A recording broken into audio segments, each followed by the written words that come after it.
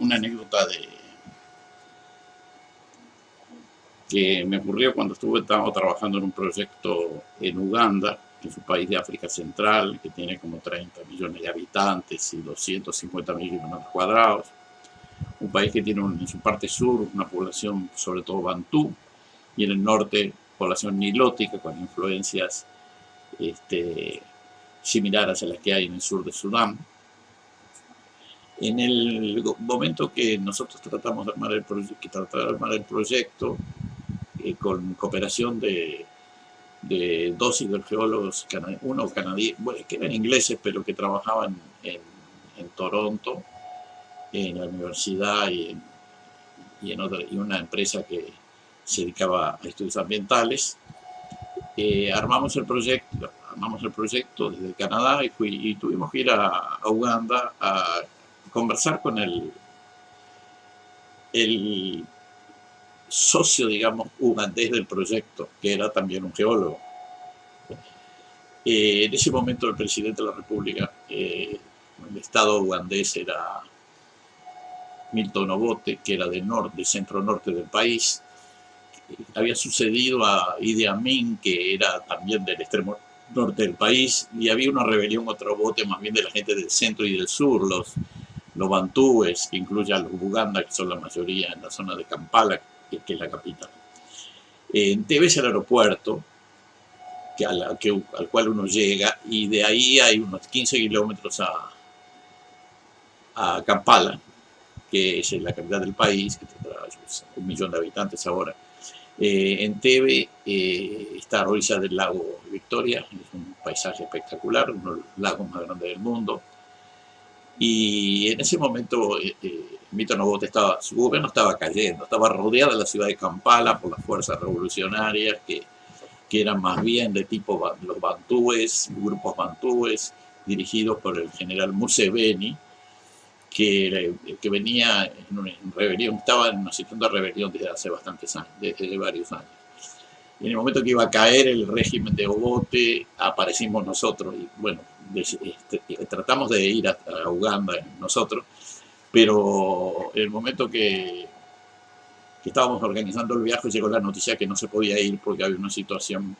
de mucha violencia y en cualquier momento iba a haber batallas de guerra civil en el país. De todas maneras,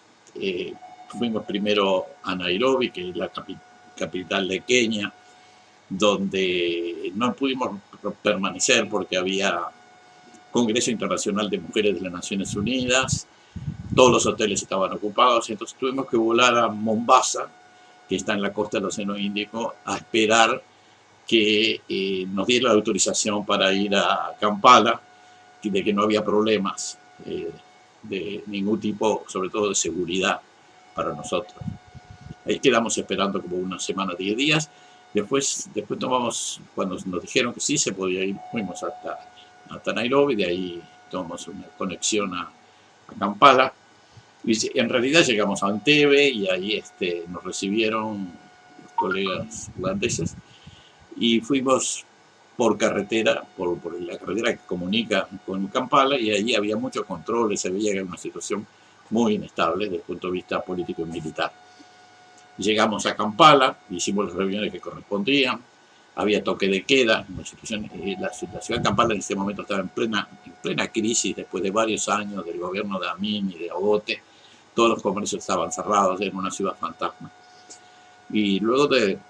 pasar varios días allí, decidimos irnos, porque además había rumores que el presidente de la República se estaba fugando con un camión con todos sus muebles hacia el norte, y pensamos que eso se iba a acabar muy pronto, que había que rápidamente irse. Y bueno, y nos fuimos al aeropuerto y ahí logramos captar el último avión de Kenya Airways que salía desde Kampala, de Entebbe hacia Nairobi. Esa anécdota fue interesante, porque inmediatamente cayó Obote, tomó el poder Museveni, que era de los pueblos del sur, dominante, y estableció un gobierno que todavía dura, ya hace de eso 34 años, todavía está Museveni en el poder.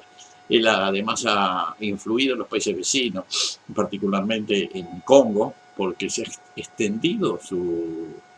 influencia al este del Congo, y muchas de las guerras del este del Congo están relacionadas con la influencia de Museveni y grupos militares ugandeses en esa zona. Fue bastante interesante. El proyecto empezó, pero al cabo de un tiempo nos enteramos que el jefe del proyecto, que se llamaba Sentamu, de apellido, fue muerto en pleno proyecto por uno de los trabajadores del proyecto que tal vez pensaba que no le estaba pagando, o no sé, algo así. La cosa es que nos enteramos que había fallecido el proyecto. Sinceramente no sé qué pasó, porque al desaparecer el líder del proyecto y con la inestabilidad que había en el país, las cosas se fueron haciendo más complejas. Una experiencia interesante en el centro de África,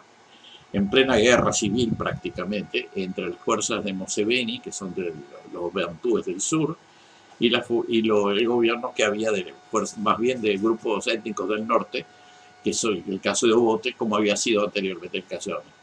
Es una experiencia interesante, y para un próximo video voy a